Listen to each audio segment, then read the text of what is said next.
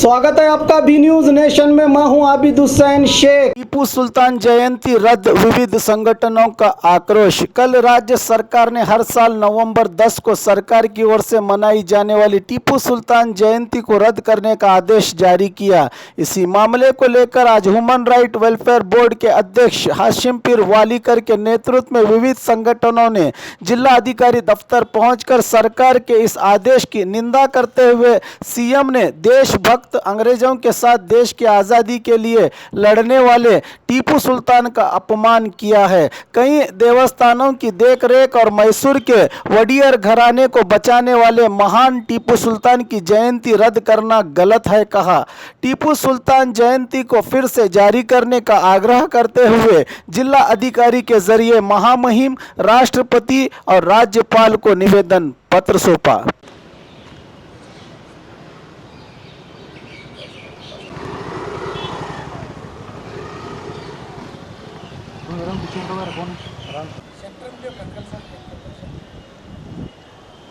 कांदे पड़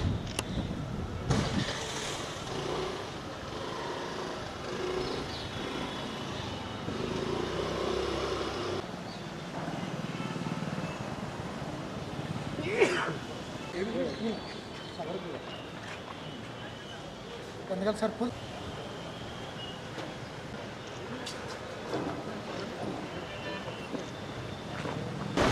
ಮಾಡಿ ಅವರು ಸರ್ ಗೌರವ ಕಳಿಸುವಂತ ಅಷ್ಟೇ.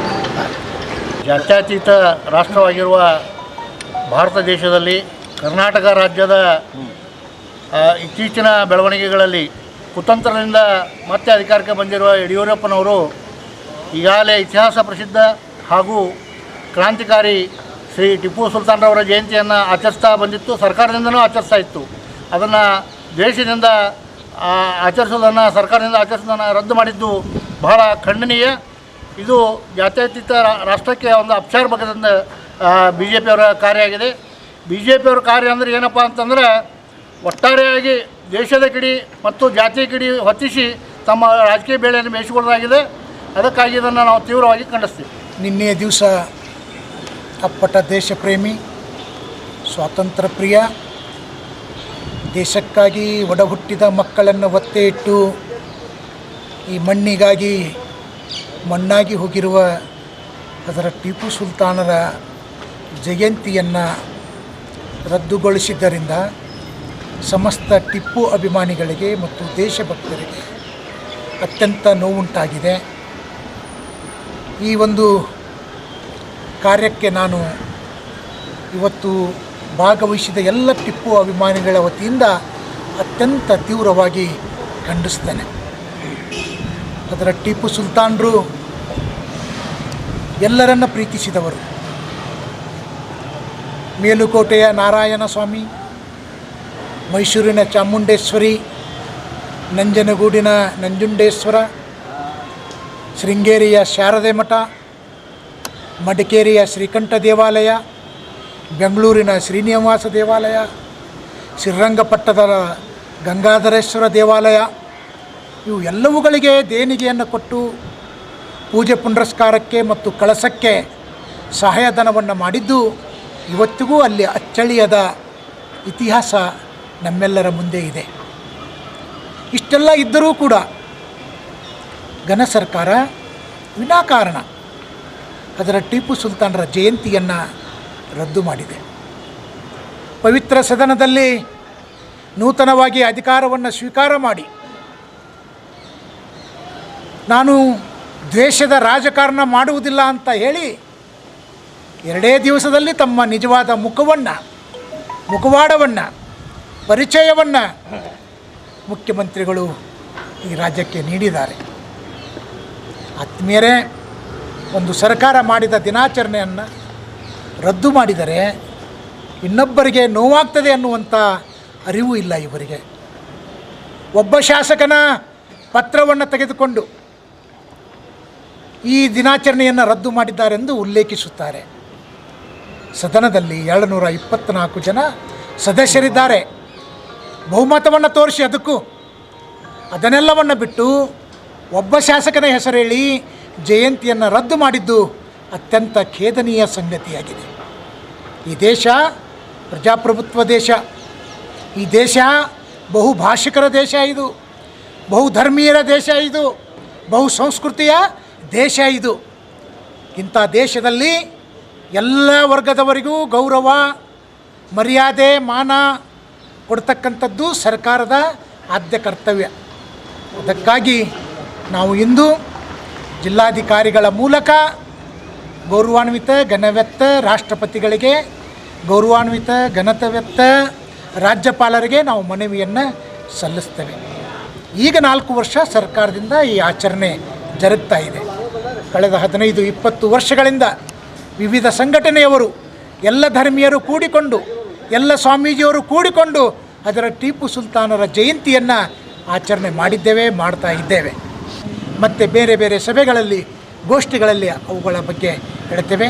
ಇಂದು ವಿಜಯಪುರದಲ್ಲಿ ಈ ಒಂದು ಕಾರ್ಯಕ್ರಮವನ್ನು ವಿವಿಧ ಸಂಘಟನೆಯ ಮತ್ತು ವಿವಿಧ ಪಕ್ಷದ ಜನರೆಲ್ಲರೂ ಕೂಡಿಕೊಂಡು ಈ ಒಂದು ರದ್ದು ಮಾಡಿದ ಜಯಂತಿಯನ್ನು ನಾವು ತೀವ್ರವಾಗಿ ಖಂಡಿಸ್ತೇವೆ.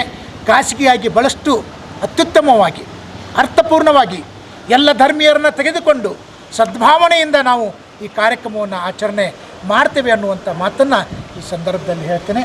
5 ವರ್ಷಗಳ ಹಿಂದೆ ಸದಾನಂದ ಗೌಡರು, ಆರ್ ಅಶೋಕ್ ಅವರು, ಶೋಭಾ ಕರಂದ್ಲಾಜೆ, ಯಡಿಯೂರಪ್ಪನವರು ಎಲ್ಲರೂ ಸಹ ಟಿಪ್ಪು ಸುಲ್ತಾನರ ವೇಷವನ್ನು ಧರಿಸಿ, ಪೋಷಾಕವನ್ನು ಧರಿಸಿ ಟಿಪ್ಪು ಸುಲ್ತಾನರ ಜಯಂತಿಯಲ್ಲಿ ಭಾಗವಹಿಸಿದ್ದು ನಮ್ಮೆಲ್ಲರ ಮುಂದೆ ಇದೆ. ಎಲ್ಲ ಟಿ ವಿಯವರ ಮುಂದೆ ಅವ್ರ ಕ್ಲಿಪ್ಸ್ ಇದೆ, ಪತ್ರಿಕೆಯಲ್ಲಿ ನೋಟ್ಸ್ ಇದೆ. ಅವರು ಯಾವ ಕಾರಣಕ್ಕಾಗಿ ಮಾಡ್ತಾ ಇದ್ದಾರೆ ಅನ್ನೋದನ್ನು ಜನರಿಗೆ ಬಿಟ್ಟು ಬಿಡೋದು. ಆದರೆ ಈ ಒಂದು ಕೃತ್ಯ ಏನಿದೆಯಲ್ಲ, ಇದು ದೇಶಭಕ್ತರಿಗೆ ಅವಮಾನವಾಗಿದೆ ಅನ್ನುವಂಥದ್ದನ್ನು ನಾನು ಈ ಸಂದರ್ಭದಲ್ಲಿ ಹೇಳಲಿಕ್ಕೆ ಇಚ್ಛೆಪಡ್ತೇನೆ. ಪ್ರಧಾನಮಂತ್ರಿ ಮೋದಿ ಅವರು ಹೇಳ್ತಾರೆ ಸಬ್ಕಾ ಸಾಥ್ ಸಬ್ಕಾ ವಿಕಾಸ್ ಅಂತ. ಘೋಷಣೆ ಬೇರೆ, ನಡೆಯುವುದೇ ಬೇರೆ.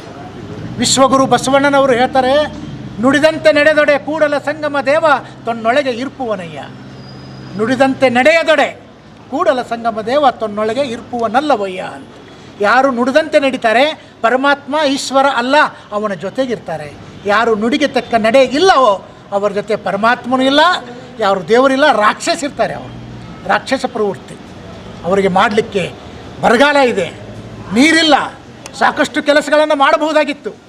ಈಗಾಗಲೇ ನನ್ನ ಗುರುಗಳಾದಂಥ ಚಂದ್ರಕಾಂತ್ ಹಿರೇಮಠ ಮುತ್ತೆಯವರು ಹೇಳಿದರು, ಪ್ರಜಾಪ್ರಭುತ್ವವನ್ನು ಹಾಳು ಮಾಡಿದಂಥವರು ಇವರು, ಪ್ರಜಾಪ್ರಭುತ್ವವನ್ನು ಕಗ್ಗೋಲೆ ಮಾಡಿದಂಥವರು ಇವರು. ಶಾಸಕರಾಗಿ ಆಯ್ಕೆಯಾದಂಥವರನ್ನು ಖರೀದಿ ಮಾಡಿ ಪ್ರಜಾಪ್ರಭುತ್ವದ ವ್ಯವಸ್ಥೆಯನ್ನು, ತತ್ವವನ್ನು ಛಿದ್ರ ಮಾಡಿದವರು ಇವರು. ಇನ್ನು ಟಿಪ್ಪು ಸುಲ್ತಾನ್ಗೆ ಛಿದ್ರ ಮಾಡುವಲ್ಲಿ ಯಾವ ಸಂದೇಹ ಇಲ್ಲ. ಅದಕ್ಕೆ ನಾವು ಗಟ್ಟಿಯಾಗಿದ್ದೇವೆ. ಒಂದು ಭ್ರಷ್ಟ ಮಾರ್ಗದಿಂದ ಬಂದಂಥ ಬಿ ಜೆ ಪಿ ಸರ್ಕಾರ, ಮುಖ್ಯಮಂತ್ರಿ ಯಡಿಯೂರಪ್ಪನವರು ಒಂದು ಟಿಪ್ಪು ಜಯಂತಿಯನ್ನು ರದ್ದು ಮಾಡುವ ಮೂಲಕ ಒಂದು ಭಾಳ ಪಾಪದ ಕೆಲಸವನ್ನು, ದೊಡ್ಡ ಆರೋಪವನ್ನು ಮಾಡಿದ್ದಾರೆ.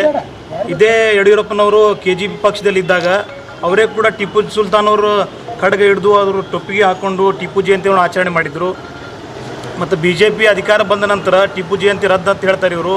ಇವರಿಗೆ ಯಾವುದೇ ನೈತಿಕತೆ ಹಕ್ಕಿಲ್ಲ. ಇವ್ರ ಜಯಂತಿಯನ್ನು, ಇವರಿಗೂ ಕೂಡ ಟಿಪ್ಪು ಸುಲ್ತಾನ್ ಅವರು ದೇಶ ಪ್ರೇಮಿ, ಅಪ್ಪಟ ದೇಶ ಪ್ರೇಮಿ, ದೇಶಕ್ಕಾಗಿ ಅವ್ರ ಮಕ್ಕಳನ್ನು ತ್ಯಾಗ ಮಾಡಿದರು, ಮಕ್ಕಳನ್ನು ಒತ್ತಿಟ್ಟಿದ್ರು, ಎಲ್ಲ ಗೊತ್ತಿದ್ದು ಕೂಡ ಇದೊಂದು ಯುವಕರಲ್ಲಿ, ರಾಜ್ಯದಲ್ಲಿ ಜಗಳ ಹಂಚೋ ಕೆಲಸವನ್ನು ಮಾಡಬೇಕಂಥೇಳಿ ನಮ್ಮ ಬರೇ ಟಿಪ್ಪು ಸುಲ್ತಾನ್ರವರು ಮುಸಲ್ಮಾನಿಗೆ ಸೀಮಿತ ಆಗಿರಲಿಲ್ಲ, ಇಡೀ ದೇಶಕ್ಕೆ, ಎಲ್ಲ ಸಮುದಾಯಕ್ಕೆ ಸೀಮಿತ ಆಗಿದ್ದವರು ಅವರು. ಮತ್ತು ಶೃಂಗೇರಿ ಮಠವನ್ನು ಲೂಟೆ ಮಾಡಿದಾಗ ಈ ಯಡಿಯೂರಪ್ಪ ಅವರು ಸಹಕಾರ ಮಾಡಿದ್ದಿಲ್ಲ, ಟಿಪ್ಪು ಸುಲ್ತಾನ್ರವರು ಅದನ್ನು ಪುನಃ ನಿರ್ಮಾಣ ಮಾಡಿ ಸಹಕಾರ ಮಾಡಿದಂಥ ವ್ಯಕ್ತಿ. ಅವರು ಬರೀ ಮುಸಲ್ಮಾನರಿಗೆ ಸೀಮಿತ ಇಲ್ಲ. ಇದೊಂದು ನಮ್ಮ ಇದಕ್ಕೆ ಧಕ್ಕೆ ಮಾಡುವಂಥ ಕೆಲಸವನ್ನು ಇವತ್ತು BJP ಸರ್ಕಾರ ಮಾಡಿದೆ. ಆದರೂ ಕೂಡ ನಾವು ರಾಜ್ಯ ಸರ್ಕಾರಕ್ಕೆ ಮತ್ತು ಕೇಂದ್ರ ಸರ್ಕಾರಕ್ಕೆ ಈ ಮೂಲಕ ಎಚ್ಚರಿಕೆಯನ್ನು ಕೊಡ್ತೇವೆ. ಆದಷ್ಟು ಬೇಗ ಇದೊಂದು ಆದೇಶ ಕೊಟ್ಟಿದ್ದು, ಆದಷ್ಟು ಬೇಗ ಎಲ್ಲ ಕರ್ನಾಟಕದ ಜನರಿಗೆ ಕ್ಷಮೆ ಕೇಳಿ ಇದು ಆದೇಶವನ್ನು ಹಿಂತಕ್ಕೋಬೇಕು, ವಾಪಸ್ ತಗೋಬೇಕು. ಒಂದು ವೇಳೆ ತಕ್ಕೊಳ್ಳಿಕ್ಕಂದ್ರೆ ನಾವು ರಾಜ್ಯ ಸರ್ಕಾರಕ್ಕೆ ಮತ್ತು ಕೇಂದ್ರ ಸರ್ಕಾರಕ್ಕೆ ಎಚ್ಚರಿಕೆ ಕೊಡ್ತೇವೆ. ಉಗ್ರ ಹೋರಾಟವನ್ನು ಮಾಡಿ ಟಿಪ್ಪು ಸುಲ್ತಾನ್ ಜಯಂತಿಯನ್ನು ನಾವು ಇವರಿಲ್ಲ, ನರೇಂದ್ರ ಮೋದಿಯವರು ಬ್ಯಾನ್ ಮಾಡಿದ್ರು ನಾವು ಬಿಡೋದಿಲ್ಲ. ನಾವು ಟಿಪ್ಪು ಅಭಿಮಾನಿ, ನಮ್ಮ ಜೀವ ಇರತನ ನಾವು ಟಿಪ್ಪು ಸುಲ್ತಾನ್ ಜಯಂತಿ ಆಚರಣೆ ಮಾಡಿ ತೋರಿಸ್ತೀವಿ. ಇವ್ರು ಎಷ್ಟು ಬೇಕಾದ್ರೂ ಬ್ಯಾನ್ ಮಾಡ್ಬೋದು. ನಾವು ಟಿಪ್ಪು ಸುಲ್ತಾನ್ ಜಯಂತಿ ಮುಂದೆ ಬರೋ ನವಂಬರ್ ತಿಂಗಳಲ್ಲಿ ಭಾಳ ವಿಜೃಂಭಣೆಯಿಂದ ನಾವು ಆಚರಣೆ ಮಾಡ್ತೀವಿ. और खबरों के लिए देखते रहिए बी न्यूज़ नेशन। नेशन के लेटेस्ट न्यूज़ों को अपने मोबाइल में देखने के लिए यूट्यूब में बी न्यूज़ नेशन के चैनल के सब्सक्राइब आइकॉन को दबाएं और फिर बेल आइकॉन को दबाने पर आप लेटेस्ट न्यूज़ों को देख सकते हैं।